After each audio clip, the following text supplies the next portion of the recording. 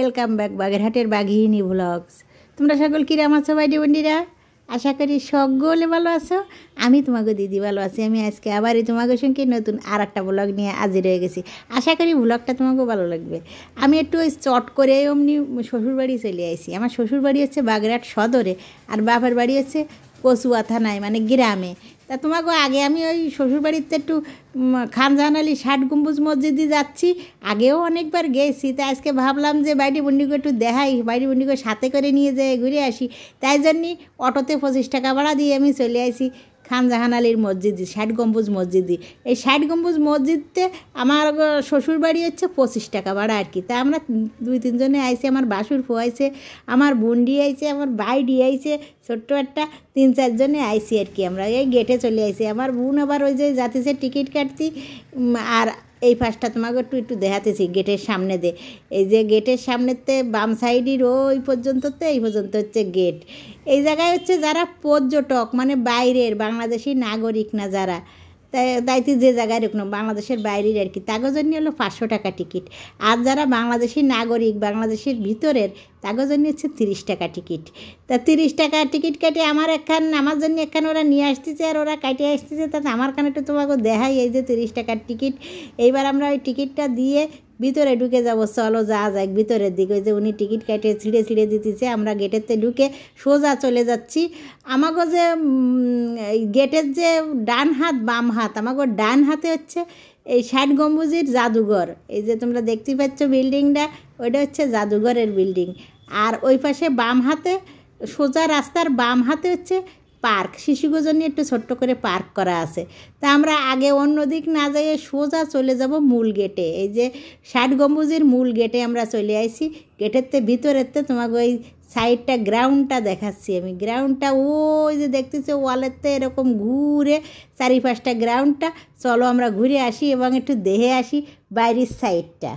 ইতিহাস ঘাটলি বা গুগল ঘাটলি দেখা যায় যে এই যে ৬০ গম্বুজটা, এই ৬০ গম্বুজটা কিন্তু প্রথমে মসজিদের উদ্দেশ্য করে খানজাহান আলী বানান নেই।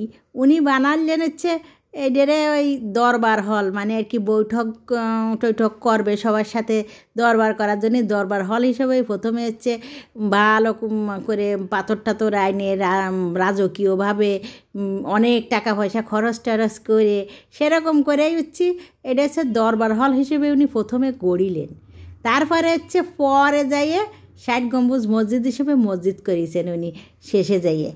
এ মসজিদের গায়ে, মসজিদের আসতে ফাসতে যে আমি ঘুরে ঘুরে দেখতেছি, এ মসজিদের গায়ে কোনো শিলালিপি নেই। শিলালিপি মানে কোনো লেয়াজোয়া নেই, কোনো শিলালিপি নেই জন্যই এই যে কবে এটা নির্মাণ হইল, মানে আর কি ঠিক তারিখটা বা কোন সময় নির্মাণ করা, এইটা যে মানে আর কি দিনক্ষণ, কোনো সঠিক তথ্যের জায়গা লেয়াজোয়া নেই।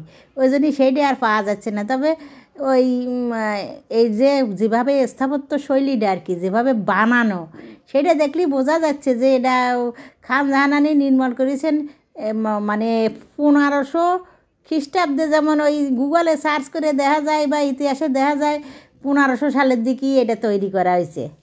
যে পিলারের মাঝে মাঝে কিন্তু কিছুটা লতা পাতার অলঙ্করণ আছে, এর স্থাপত্য মোড়ানো আছে, মানে আর কি কিছুটা শিল্প। তোমরা খেয়াল করে দেখো, এই যে সেই কালে সেই আমলেও কিছুটা শিল্প বোঝা যাচ্ছে যে লতা পাতা আর কিছুটা শিল্প, ফুল টুল, সে সময়ও সেই কালেও তারা কিছুটা করে মানে আর কি বানাইছে পোড়ামাটির উপরে, লাল পোড়ামাটির উপরে বানাইছে আর কি স্থাপত্যটা। এই ৬০ গম্বুজ কিন্তু বাংলাদেশের ৩টে বিশ্ব ঐতিহ্যবাহী স্থাপত্যের মধ্যে একটা, এই আমাকে বাগেরহাটে এই ৬০ গম্বুজটা। আমি চারিদিক দিয়ে ঘুরে ঘুরে তোমাকে দেখানোর চেষ্টা করতেছি আর নিজে ঘুরতেছি। ভিতরের দিকটা অবশ্য এখনই আজানের টাইম হয়ে গেছে, এই জন্য যাবো না। যদি আজানের টাইম না হতো তাহলে ঢুকে আমি তোমাকে দেখাতে পারতাম। তা আজানের টাইম হয়ে গেছে বলে এখন আর আমি ভিতরে ঢোকবো না, বাইরের দিকটা তোমাকে দেখাতেছি আর কি। এই জায়গাতে তোমার ওই ১১টা দরজা আছে, এরকম যে বড় বড় দরজা দেখতেছো, বড় বড় আকারের খিলানযুক্ত দরজা, এরকমের ১১টা বিরাট দরজা হচ্ছে এই পাশ দিয়ে এরকম করে ঘুরে ঘুরে যেয়ে এভাবে পুরো ঘুরে আসে ১১টা দরজা। উত্তর ও দক্ষিণ সাইড দিক দিয়ে আর কি। আমি এই যে আইটে যাচ্ছি উত্তর দক্ষিণ সাইড দিয়ে। উত্তর দক্ষিণ সাইড দিয়ে আছে ৭টা করে দরজা। যখনই নামাজের টাইম হয়, এই ভিতরে যারা আছে ভিতরে সবাই নামাজ পড়তে চলে যায়, মসজিদের ভিতরে নামাজ পড়ে আর কি। মেয়েরা পড়ে নাকি আমার চোখে পড়তেছে না, কিন্তু ছেলেরা সবাই, পুরুষরা যারা আছে সবাই নামাজ পড়তে যায়। তাই এবার আমি ঘুরে চলে যাব হচ্ছে ওই পাশের সাইডের দিক। এই জায়গাতে দেখা যাচ্ছে যে বুট করা করা গম্বুজের মতন দেখতেছ, ওরকমের পিলারের উপরে আছে 60টা গম্বুজ।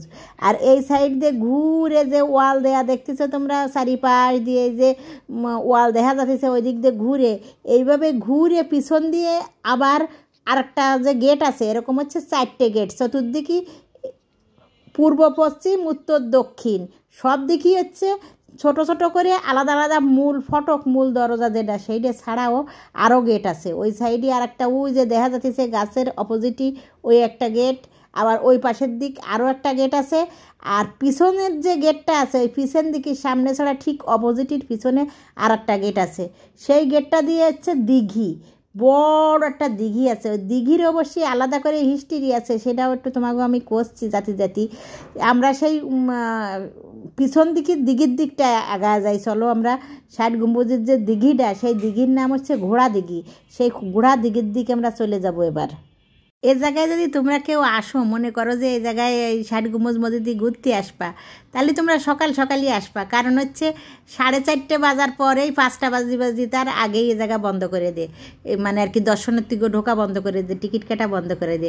সকালবেলা 10টার দিক, মানে 9টার পরের থেকে শুরু হয় দর্শনার্থীকে ঢোকা, আর হচ্ছে 5টা পর্যন্ত খোলা থাকে, 5টার পরের থেকে বন্ধ। ওই 5টা পর্যন্ত লেখা মানে কয়, কিন্তু তার আগের থেকেই বন্ধ করে দে, মানে আর ঢুকোই না 5টার সময়, ওই সময় সবাই বের হয়ে যাবে, কিন্তু ঢোকা বন্ধ করে 5টার অনেক আগের থেকেই।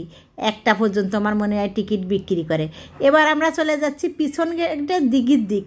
চলো এবার দিঘির দিক আমরা যাই, ওই ঘোড়া দিঘির দিক। ঘোড়া দিঘির নামকরণ করার পিছনে ছোটোবেলা থেকে শুনে এসেছি যে এই ঘোড়া দিঘির নাম খান জাহান আলী যে সময় ওই ঘোড়া আরে ছাড়ে দিয়েছিলেন, ঘোড়া ছাড়ে দিয়ে ওই পাশ দিয়ে ছাড়ে দিয়ে ওই মাথা পর্যন্ত যে ঘোড়ারে ছুটোয়ে নিয়ে গেছে, ঘোড়ারে ছাড়ে দিছে, ছাড়ে দেওয়ার পরে ঘোড়া যত দূর দৌড় দিয়ে থামিছে যাইয়ে তত দূর উনি দিঘি বানাইছে।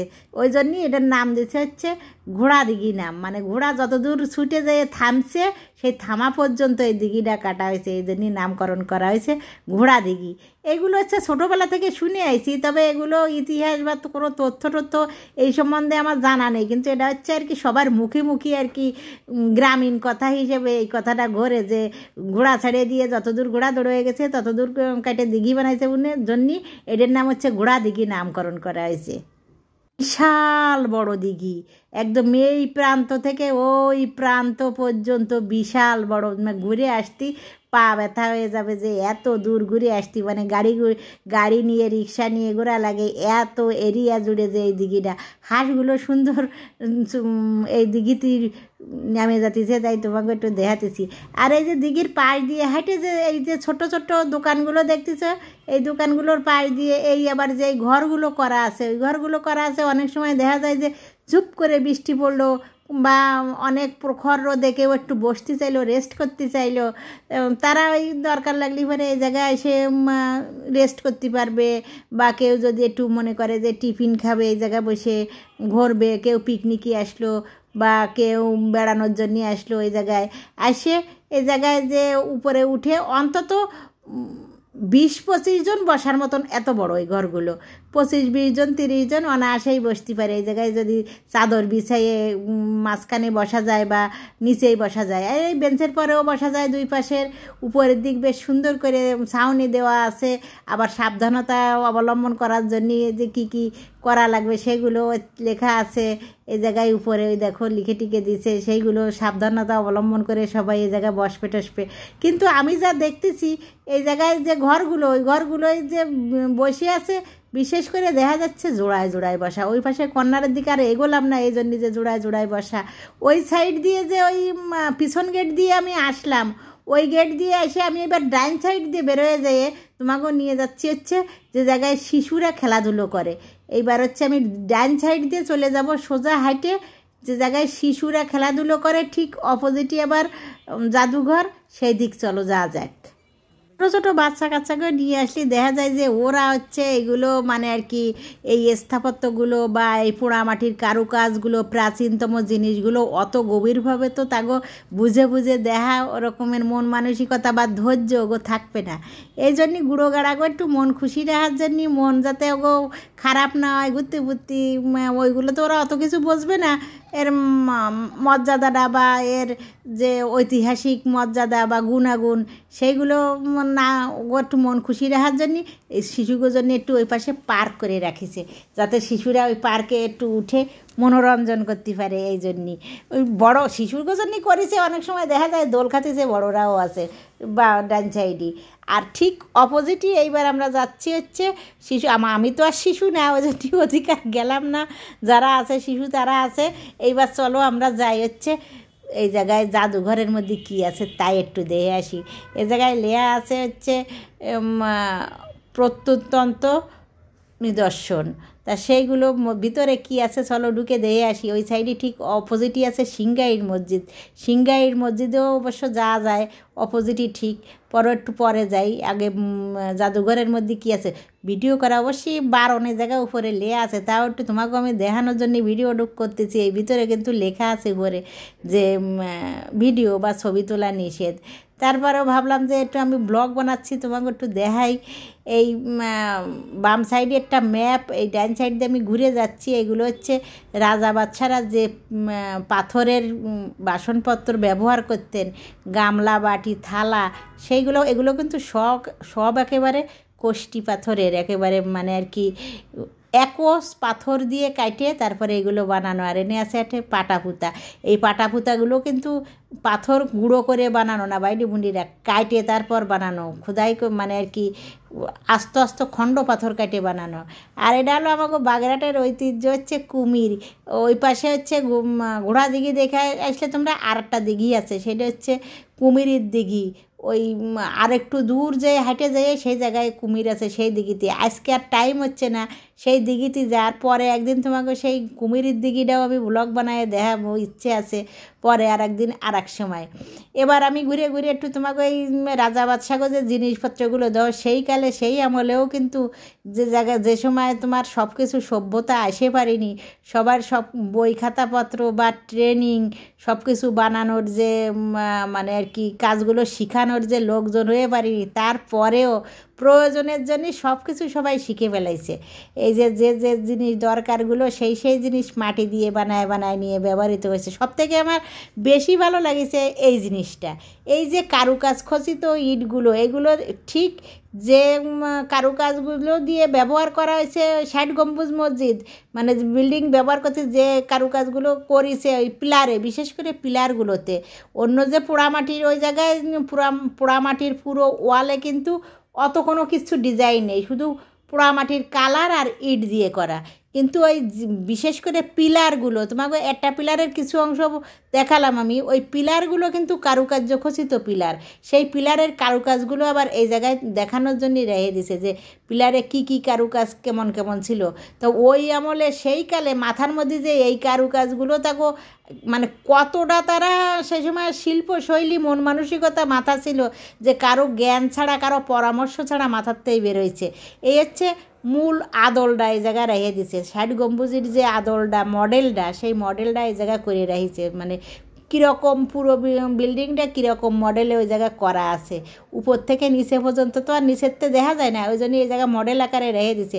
উপরে দেখো গম্বুজগুলো আর কীরকম কীরকম করে বানায় রাখা। তাই তোমাকে তো আমি এই জায়গাতে ঘুরে ঘুরে দেখায় গেছি, যে ঘুরে ঘুরে দেখানোর সময় সেই সময় উপরের মাথাটা দেখা যায়নি, ওই জন্যই ওই জায়গাতে মডেলটা আবার দেখালাম আর কি। জায়গার ভিতরে ভিতরে যা যা কিছু আছে মোটামুটি আমার সব কিছু তোমাকে ষাট গম্বুজের মধ্যে সব প্রান্ত মোটামুটিভাবে আমি দেখাইছি। এবার ঠিক অপোজিটই চলো যাই, যে জায়গায় আছে সিংগাই মসজিদ মানে আর কি এক গম্বুজ মসজিদ, ঠিক অপোজিটের গেটে এরকমের মসজিদ 9 গম্বুজ 6 গম্বুজ আরও অদূরে মানে পাশাপাশি সামনাসামনি আছে। তা অত দূর অত জায়গায় আজকে আর সব সম্ভব হবে না, আর ব্লগও বড় হয়ে যায়।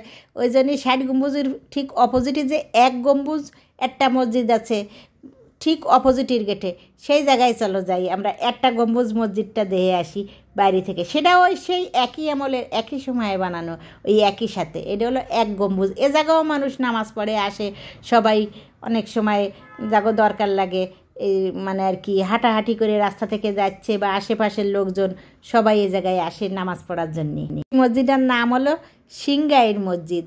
এটাও ওই পিলারগুলোতে কারুকার্য খচিত আছে, সেই কালে সেই আমলের পোড়ামাটির বিল্ডিং, পোড়ামাটির করে। আমি সিঁড়ির থেকে নেমে যাচ্ছি ভিতরে। মেয়েগো ভিতরে যাওয়াটা ঠিক হয় না, বারণ থাকুক বা না থাকুক, যে জায়গায় উপাসনালয় সবসময় সব জায়গায় জুতা টুতা পরে পায়ে নিয়ে বা সবসময় সব পরিস্থিতিতে ঢোকাটা উচিত হয় না, ওই জন্য ভিতরে আমি যাব না। বাইরেটা তোমাকে আমি দেখা যাচ্ছি, দেখো গোড়া থেকে শুরু করে কেমন সুন্দর মোটা করে সুন্দর করে নকশা করে পিলারগুলো উঠেছে সেই আমলে সেই কালে, যে সময় কোনো উন্নত মেশিন ছিল না, যে সময় কোনো রকম আধুনিকতা ছিল না। তারপরেও কত সুন্দর করে সেইভাবে তারা শ্রমও দিয়ে টাকা খরচ করে এগুলো বানাইছে। প্রাচীনতম নিদর্শন হিসেবে মাথা উঁচু করে এখনও দাঁড়ায় আছে একইভাবে। তা তোমাকে মোটামুটি আমি দুটো দেখালাম। আজকের ব্লগ এই পর্যন্ত বাইডি বন্ডিরা। তোমরা সকল ভালো থাও, সুস্থ থাও, সকল ভালো রাখো। আবার তোমার সাথে দেখা হবে আমার পরবর্তী ব্লগ।